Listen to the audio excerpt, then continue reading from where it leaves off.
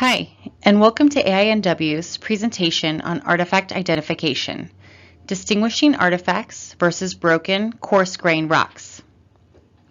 As archaeologists, we often get asked, how do you know that a broken rock is an artifact and not just a broken rock?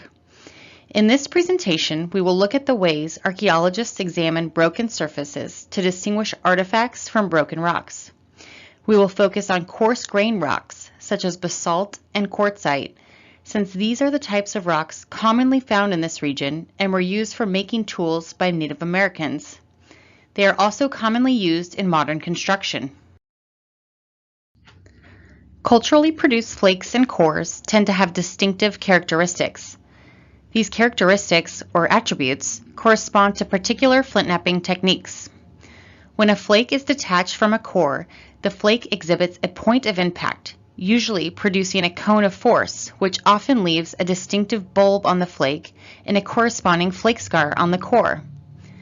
Archaeologists use these set of clues when reconstructing the specific patterns of fractures to identify culturally produced artifacts from broken rocks.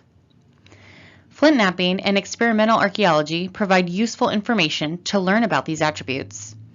We use experimental archaeology and flint knapping to make stone tools and examine the byproducts in order to identify the distinctive attributes and compare them with broken rocks created by forces of nature.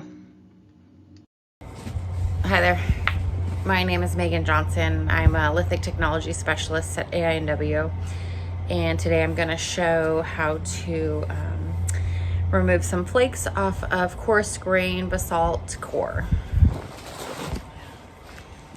Let's see, this is the core I'm working with. I'm going to use this as my platform, and I'm going to remove some flakes off of this surface here. And then I will show you the attributes that are produced in this action. It's a quartzite hammerstone.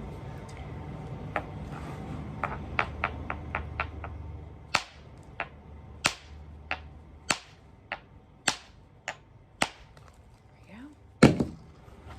Nice large flake off of here. And it's the ventral surface. Got the platform up here, and you can see the marks from the hammerstone, the bulb of percussion or the bulb of force. And on my core, I have the negative scar here, and this is how the flake refits. See? Go ahead and make a couple more flakes. Remove some small flakes. Make that platform suitable for taking off another large flake. There we go. The second flake produced. Again, platform. This nice bulb of percussion. See how the flakes are kind of linear.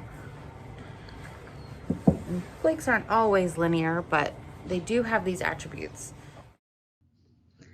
Rocks are often broken by natural forces, such as weathering and freeze-thaw episodes.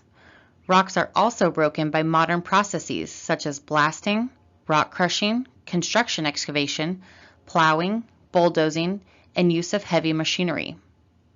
Artifacts, or intentionally broken rocks, tend to break in similar, deliberate ways and often exhibit a pattern. They can vary in size, but tend to have similar shapes and will exhibit distinctive characteristics. Rocks broken by natural or modern forces are often irregular in shape and lack the distinctive characteristics associated with patterned, controlled fractures, such as a striking platform and a bulb of percussion. The interior surfaces of rocks broken by freeze-thaw episodes tend to show that the break originated from the center of the rock, not from an edge, like on an artifact. Mechanically broken rocks tend to have fractured edges that are often jagged and angular, and the rock is usually thick in shape and has crushed edges. As archaeologists, we also look at where the rock was found. Local landforms and geology can provide us with clues. a few questions we often consider are: was the artifact found near a natural landform? Does that area have a lot of natural basalt or quartzite? Are the locally available rocks broken?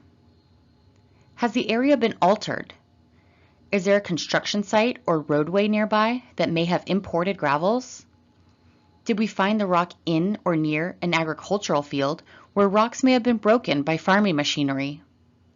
Context plays an important part in artifact identification. In this video, I'm going to remove some flakes off of a quartzite cobble.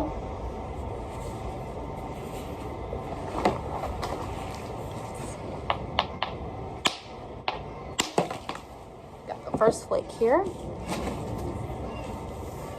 Got similar attributes. These flakes kind of fan out a little bit, but we have the point of contact at the top, the bulb of percussion just underneath that.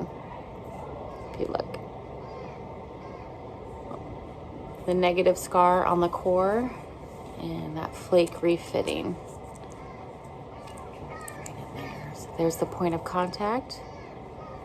We have the bulb on the flake, and the negative on the core.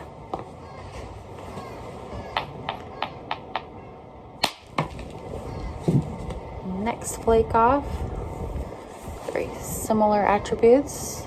Got point of contact, platform, bulb of percussion. That fits on adjacent to the previous flake scar.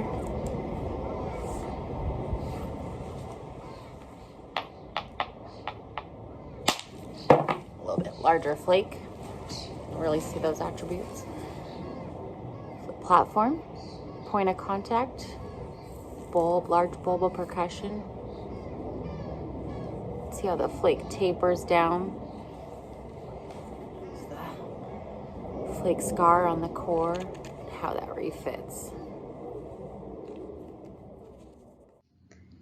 Can you tell which rock is an artifact and which rock was broken by natural forces?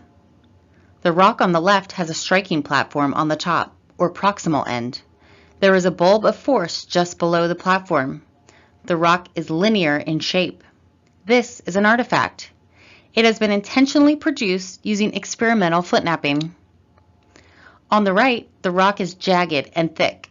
It does not have any distinguishable characteristics or attributes associated with an intentionally broken rock or artifact. This is just a broken rock. This concludes our presentation on artifact identification. Thank you for joining us. We hope you enjoyed the presentation and learned something too.